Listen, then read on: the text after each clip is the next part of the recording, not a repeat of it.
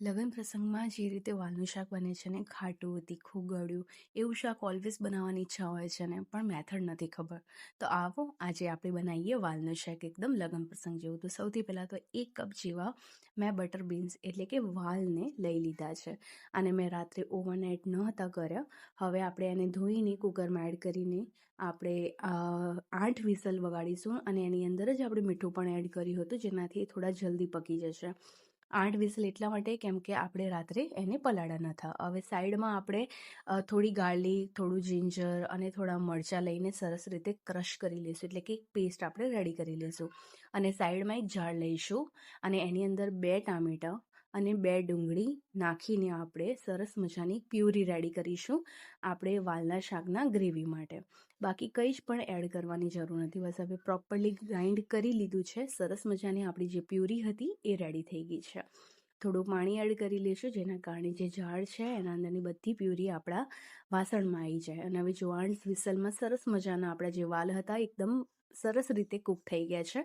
વધારે કાચાઈ નથી અને વધારે પાક્યા પણ નથી, એટલે કે ઓવર કૂક પણ નથી થયા. હવે આપણે તેલ લઈ લઈશું. કચ્ચી ઘની કા તેલ હમ યુઝ કરતે હૈ ભાઈ, હે ને. તો સૌથી પહેલાં તો આપણે કઢાઈમાં ઓઇલ લઈ લીધું છે. ગરમ થઈ જાય એટલે રાઈ એડ કરીશું. રાઈ સરસ રીતે તતડી જશે પછી જીરું એડ કરીશું. જીરું થોડું ગોલ્ડન બ્રાઉન થશે એના પછી હિંગ એડ કરી લઈશું. અને એના પછી તરત જ આપણે જે પેસ્ટ બનાવી હતી ને, જિંજર ગાર્લિક ચીલીની પેસ્ટ, એને એડ કરી લઈશું. અને એની સાથે જે આપણે પ્યુરી રેડી કરી હતી ટામેટા અને અનિયનની, એ પણ આપણે એડ કરી લઈશું. લો ફ્લેમ ઉપર આપણે આને સરસ રીતે એક વખત મિક્સ કરી લઈશું.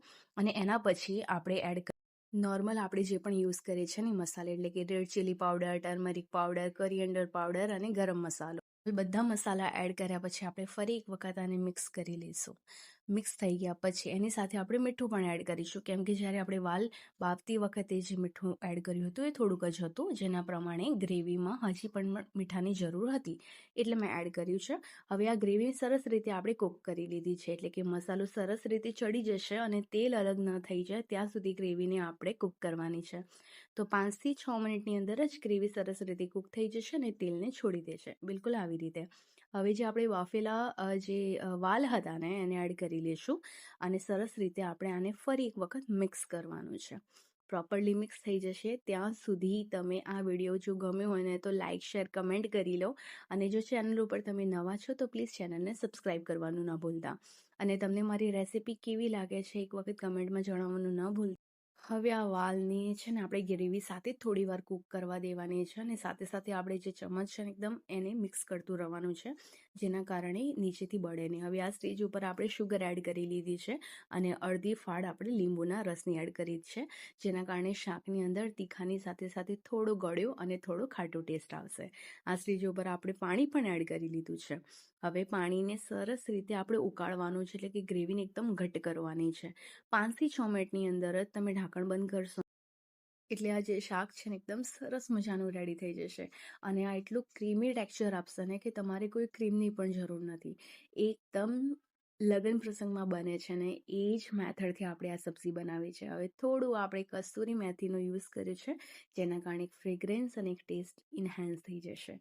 ફરી એક વખત મિક્સ કરી લઈશું અને જો ગ્રેવી કેટલી ઘટ્ટ છે ને, હવે ગેસની ફ્લેમને આપણે ઓફ કરી દઈશું. થોડા ધાણા આપણે એડ કરી લઈશું અને સરસ મજાથી આપણે ફરી વાર મિક્સ કરી લઈશું.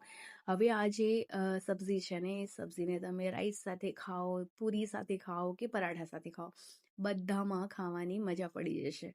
અને જો આ રેસીપી ગમી હોય ને તો એક વખત આ રેસીપી ટ્રાય કરવાનું ન ભૂલતા. અને કમેન્ટમાં આવીને જરૂરથી જણાવજો કે બિલકુલ લગ્ન પ્રસંગની યાદ અપાવી દીધી ને.